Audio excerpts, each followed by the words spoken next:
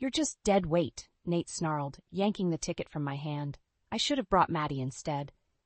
I watched him jog towards a woman with a smug smile. By the casual swing of her blonde hair and the way she leaned into him, I knew it was Maddie Harper. I felt a calm satisfaction wash over me.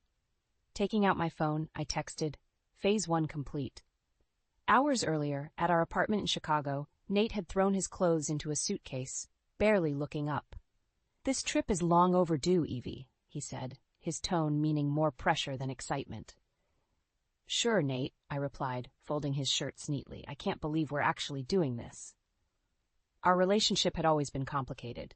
We met in graduate school. The passion was immediate and intense, but years down the line that fire had cooled to a flicker. Nate's obsession with his work, the long nights and dismissive sighs, were nails in our marital coffin. He suddenly suggested a honeymoon after 4 years of dreary anniversaries and broken promises. Why now? My gut wrangled with suspicion, but I smiled and went along. Every action I took moved the pieces of a larger plan. Are you going to pack your swimsuit, or are we sticking to the mountains? I asked, trying to keep my tone light and casual. Nate looked up, a flicker of confusion in his eyes. Mountains? Definitely. I need a break from everything, including you. Those words stung, but not unexpectedly. I'd heard worse in the past year. Nate's affair with Maddie wasn't a secret to me anymore, though he thought it was. I'd confronted him, but he dismissed me as paranoid, again and again, but actions spoke louder than accusatory words. At the airport, Nate's irritation grew palpable as we waited in the endless security line. Can you at least hurry up? He snapped, glancing at the clock. We'll miss our flight. I kept my composure, smiling politely at the TSA agent who took her sweet time checking our IDs.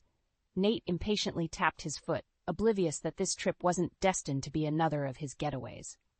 We reached Gate 17, and I saw her, Maddie, in a red coat and a look of unbridled glee. Nate rushed up to her, barely a goodbye thrown my way. I watched the two chit-chatting, a hollow sense of betrayal transforming into a strategic calm. Taking out my phone, I sent the text. Then I walked, unwavering, towards the neighboring gate. Instead of Alaska, my final destination was a small cafe in O'Hare where Tim, my tech-savvy brother, awaited me. Is it done? He asked as I slid into the booth. Yes, I nodded. Tim pulled out a laptop, its screen blinking with messages. Everything's set. We've got the evidence we need. Ready for the public showdown? I sipped my coffee, steeling myself for what was to come. Absolutely. He won't know what hit him.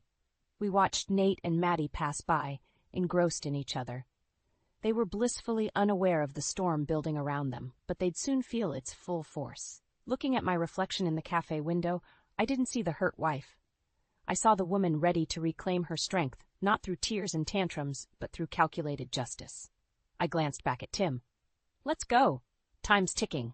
Alaska awaits. We walked out, a journey of consequence about to unfold. The plane ticket in my bag wasn't just a trip. It was a ticket to freedom and retribution. For every deceit Nate spun, a tenacity burned in me stronger. The deceptive skies would clear, and justice would prevail. As the taxi cruised through the bustling streets of Chicago, my mind replayed the moments that led us here. From passionate beginnings to Nate's growing absences, our relationship was a shadow of what it used to be. Each anniversary skipped, every milestone ignored, chipped away at the love that once bound us. I remember the day I found out about Maddie Harper. It was a cold November evening. Nate had left his laptop open, and a message popped up. I can't wait to see you again, Maddie. My heart sank, but I read on, uncovering months of deceit. Even then, when I confronted him, he brushed it off.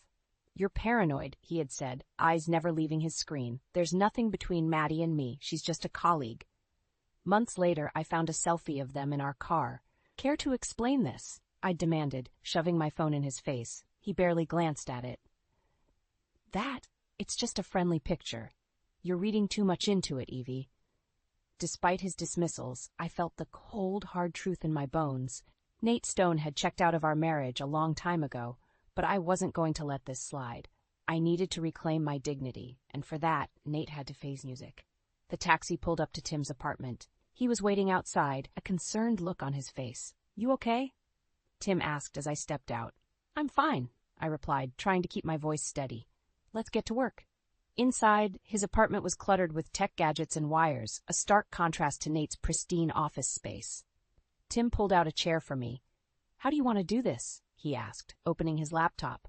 "We gather everything, texts, emails, photos, anything and everything that ties Nate to Maddie," I said. Tim nodded, fingers flying across the keyboard. "You sure about going through with this?" I stood firm. "Yes, I've let him walk all over me for too long. It's time to end this." Hours flew by as we pieced together the digital puzzle of Nate's betrayal. Every photo, every message stabbed like a knife, but they were necessary wounds. Bit by bit, the file grew thicker and my resolve stronger. "Here's the video evidence," Tim said, turning the screen towards me. It showed Nate and Maddie leaving a hotel, arms around each other. I felt a familiar sting, but pushed it aside. Good, we need more of this. Just then my phone buzzed. It was Lisa Levinson, my best friend and a fierce lawyer. "Ready to drop the hammer?" she asked. "More than ready," I said, looking across the room at Tim. "We've got enough. What's the next step?" "We gather the troops," Lisa said firmly. "It's time to loop in Nate's boss and make sure our plan is airtight." Tim's eyes met mine, a shared determination passing between us. Nate thought he could keep up his charade indefinitely, but his time was running out. Every lie, every moment of gaslighting was about to cascade into a tidal wave he couldn't escape. I looked at the assembled evidence, a sense of finality settling over me. This was it. The collapse of Nate's double life was imminent. And as the pieces snapped into place, there was no turning back. This wasn't about revenge anymore. It was about justice.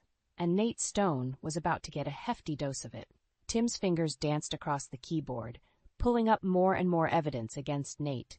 Every new piece of information was another nail in the coffin of our marriage. We had gathered enough to paint the full picture of his deceit. Now it was time to bring in my closest allies. "Lisa's on her way," Tim said, not looking up from his screen.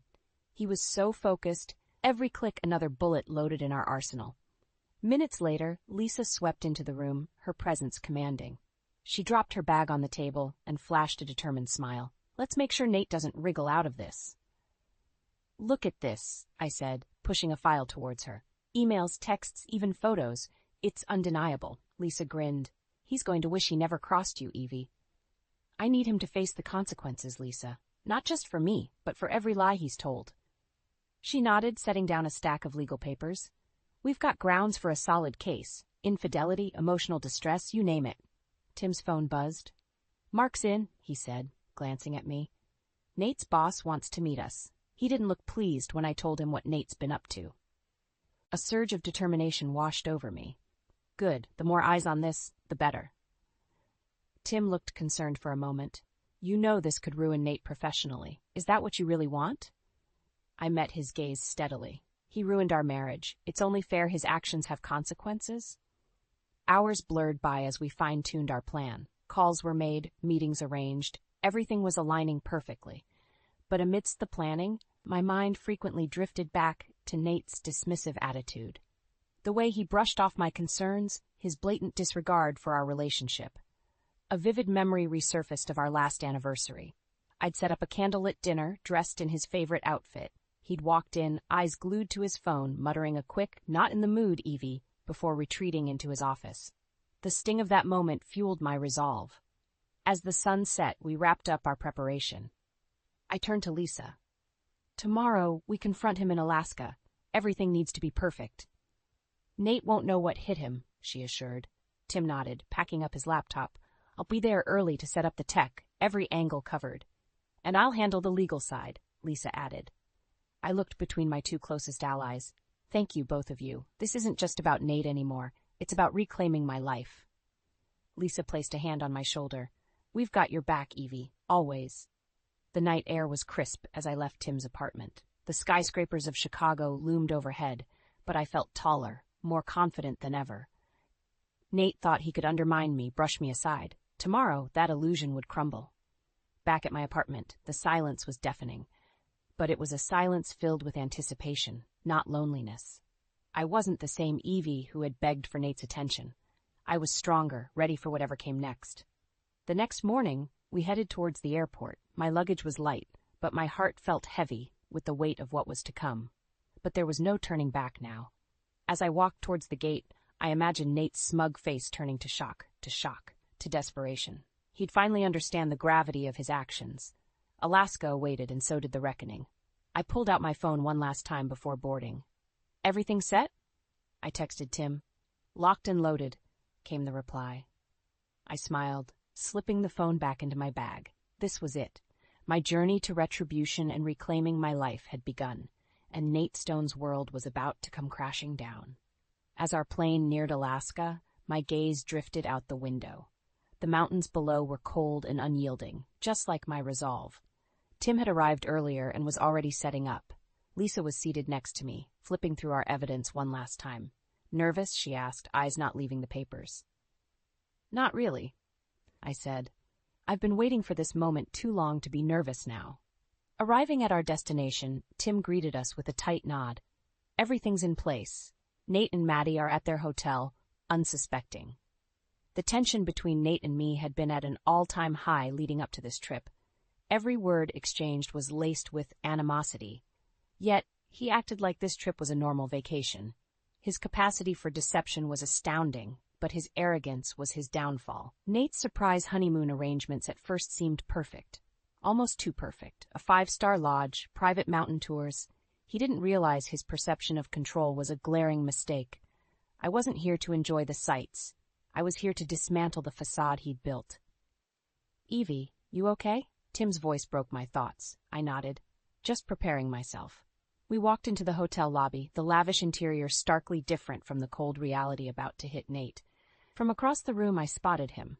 He was laughing with Maddie, completely oblivious to our presence. The scene would have hurt once, but now it only fueled my determination. The plan was simple: a public confrontation. Tim would handle the tech, ensuring everything was captured. Lisa had the legal documents ready. This wasn't just a personal reckoning, it was a meticulously planned exposure. Tim whispered, "All systems go, you ready?" I took a deep breath and walked towards Nate and Maddie. They were by the fireplace, Nate's arm draped possessively around her. I felt a surge of cold rage, but kept my voice calm. "Nate," I called out. The sound of his name made both of them turn. His expression hardened when he saw me. "Evie? What the hell are you doing here?" "Completing our honeymoon, remember?"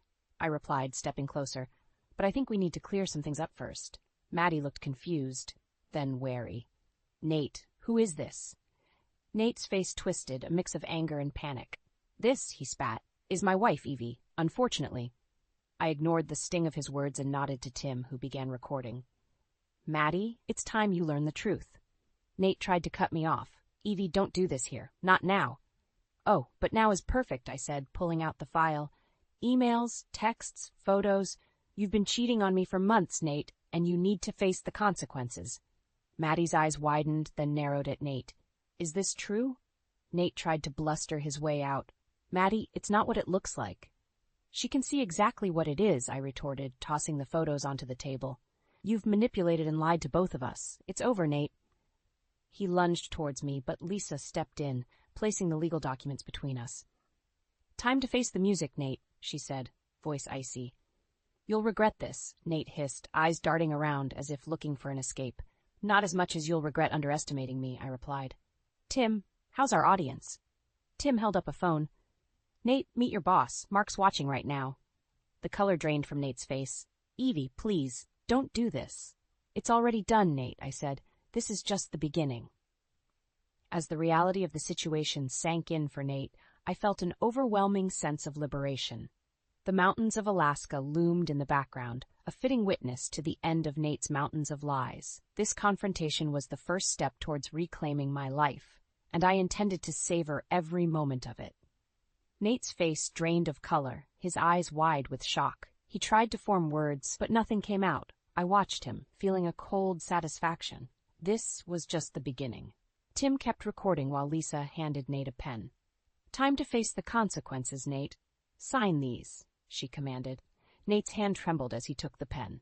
Maddie stood up, confusion giving way to rage.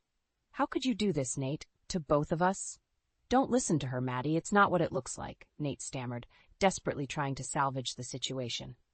I stepped closer, my voice steady. "Stop lying, Nate. It's over. All the evidence is right here." He glared at me, then turned to Maddie, his voice pleading. Maddie, I love you. Evie's just trying to turn you against me. Maddie's eyes welled up, betrayal written all over her face. You love me? How can I believe anything you say now? Tim's phone buzzed and he held it up. Mark's on his way here. He saw everything. You're done, Nate.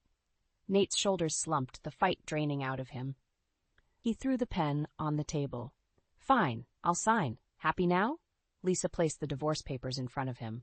This is just the start, Nate. You'll also face the company's ethics committee. Nate scribbled his signature, his arrogance crumbling. Lisa collected the papers, her expression fierce. You'll regret betraying Evie. Nate glared, voice bitter. You think you've won, Evie? This isn't over. I stared him down, unflinching. It is for you. Your lies, your manipulation, they end today. Nate crumpled back into his seat, defeated. Just then, Mark walked into the cafe, flanked by a few colleagues. His face was grave, eyes fixed on Nate. We need to talk. Maddie stood up, tears streaming down her face. I can't believe you did this to me. I thought we had something real. Nate reached out to her, desperation in his eyes. Maddie, please, you have to believe me. She shook her head, backing away. No, Nate, we're done. Tim cut the feed, satisfied that everything had been captured. He turned to me, offering a supportive nod. You did it, Evie. Mark approached, a mix of disappointment and anger on his face. Nate, pack your things when we get back. You're suspended, pending investigation. The weight of his words hung in the air, sealing Nate's fate. I felt a wave of relief. The confrontation was intense, but it was necessary. Nate had to face the consequences of his actions. Walking out of the cafe with Tim and Lisa, I inhaled the crisp Alaskan air. This was the beginning of a new chapter. I wasn't entirely free yet, but the chains of my past were breaking. This is step 1, Lisa said, looking at me. Next, we finalize the divorce and move forward. I nodded, determined. I don't just want to move forward, I want to thrive.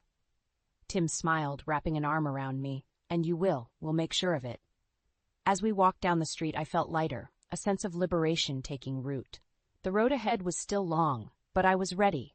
With supportive friends and a renewed sense of self, I was prepared to face whatever came next. The chill of Alaska contrasted sharply with the warmth of my resolve.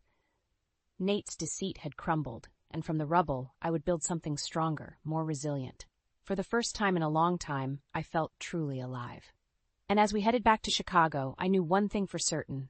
My story was far from over. We arrived in Alaska in the early morning, the air biting but invigorating. Our meeting point was a local eatery, a cozy place bustling with tourists. Tim and Lisa were already inside, setting up our final act. Everything's in place? I asked as I joined them at the table. Tim nodded, clicking away at his laptop. All systems go. Nate and Maddie will be here soon. Lisa glanced at her watch. Once they're here, it's showtime. I sat down, the wooden chair feeling cold against my back. I scanned the room, the diner already buzzing with the breakfast crowd. Nate's arrogance would be his undoing. He always wanted an audience, and today he'd get one. A few minutes later, Nate and Maddie walked in. They didn't see us at first, too engrossed in their conversation. Maddie's laughter was loud, carefree. It'd be the last time she looked at Nate with such trust. Ready? Tim whispered. I nodded. Let's do this. We stood up and approached their table. Nate looked up, eyes widening in surprise. Evie, what are you doing here? Public forum, public shame, Tim murmured softly, ensuring his camera was angled perfectly. Nate, I started, my voice steady. You owe Maddie and everyone here an explanation. Maddie's smile faltered, confusion wrinkling her brow. What's going on? Nate's eyes darted around, searching for an out. There was none. Evie, not here, please. Oh, here is perfect, I said, laying out the files on their table. These are your emails, texts, photos. Maddie, he's been lying to you just as he lied to me. Maddie's face turned pale as she studied the documents. Is this true? She asked Nate, her voice trembling. Nate tried to grab her hand, but she pulled away. Maddie, listen to me. This isn't what it looks like. She stood up, her chair scraping loudly on the floor. Then what is it, Nate? Explain. People in the diner were now paying attention, whispers traveling through the room. Nate's facade was crumbling. It's complicated. Not really, I interjected. You betrayed both of us, and now everyone knows. Mark walked in then, his face grave. He pushed his way to our table, eyes locked on Nate. We need to talk, he commanded. Nate's shoulders slumped, his defiance turning into desperation. Mark, you don't understand. Mark ignored him and turned to me. Evie, I saw the footage. You've done the right thing. I thanked him, feeling a rush of validation. Nate turned to Maddie, his voice a whisper. Please, forgive me. Maddie shook her head, tears streaming down her face. I was a fool to believe you. Lisa stepped forward, legal documents in hand. Nate, these are the consequences. You'll sign the divorce papers now, or we take this to court. Publicly. Nate's face contorted with rage. You can't do this. Oh, we can and we will, Lisa shot back. You played with lives, Nate. Now pay the price. Under the weight of the stares and the irrefutable evidence, Nate finally cracked. He signed the papers, his hands shaking with every stroke of the pen. It was over. He was finished. Mark gave Nate one last look of disdain. Your office will pack your things. Don't come back. As we left the eatery, the weight of years slipped off my shoulders. The chill in the air felt liberating. This was more than just revenge. It was reclaiming my life. Lisa squeezed my arm. You did it, Evie. He faced the music. Tim pulled me into a hug, and he'll never forget it. The road ahead was uncertain, but one thing was clear. I was free from Nate's shadow. Alaska's cold landscape was a stark backdrop for this chapter closing, and upon returning to Chicago, I'd start anew. With Tim, Lisa, and my unyielding resolve, I was ready to face whatever came next. Nate Stone was exposed, and Evelyn Stone was reborn. Back in Chicago, I felt a strange combination of relief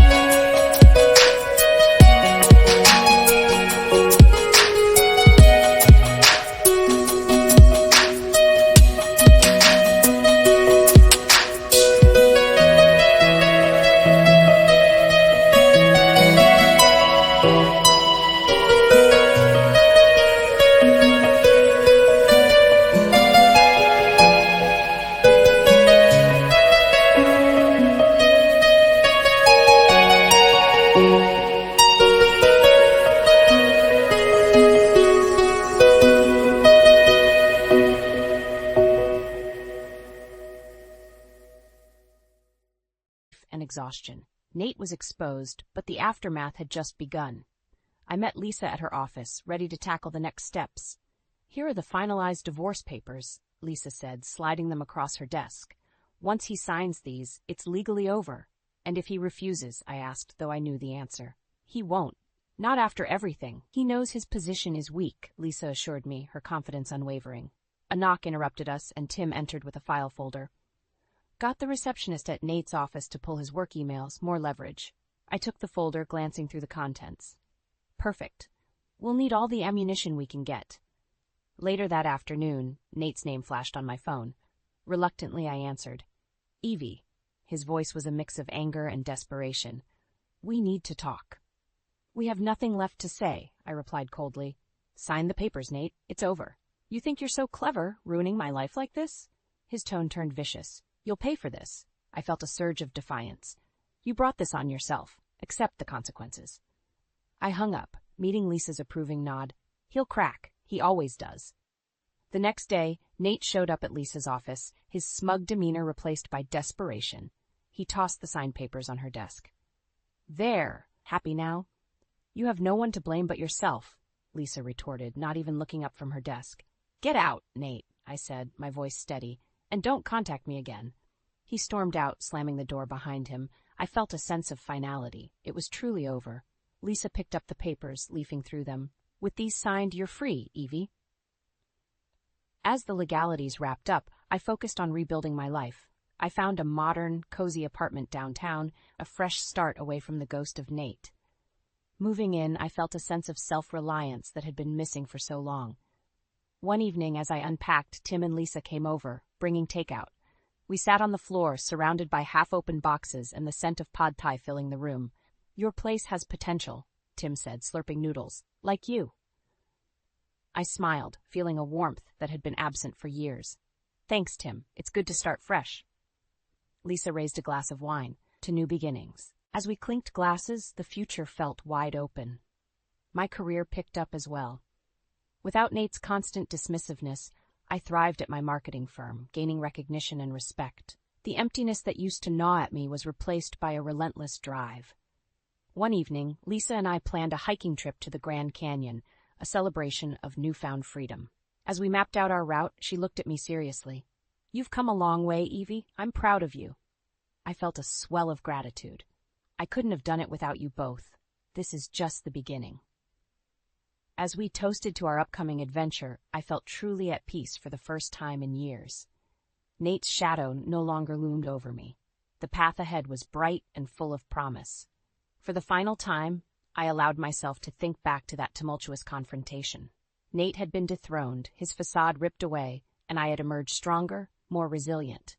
That chapter was closed, and I stepped into my new life with confidence, surrounded by the unwavering support of Tim and Lisa. In the midst of chaos, I had found my peace, and I was ready to embrace the fresh start waiting for me, to beginnings, self-respect, and finding worth beyond the past, this finding worth beyond the palate, and I was ready to live it to the fullest. Walking into my new apartment, I could finally breathe. My modern, cozy haven was a haven from the turbulence of my past.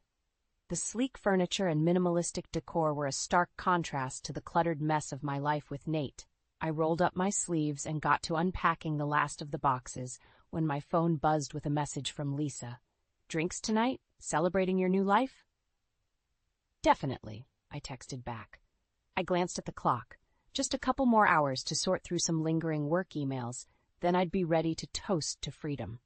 As the evening shades crept in, I couldn't help but revel in the independence I now had. Nate was no longer a looming specter in my life. The finalization of our divorce brought more than legal liberation.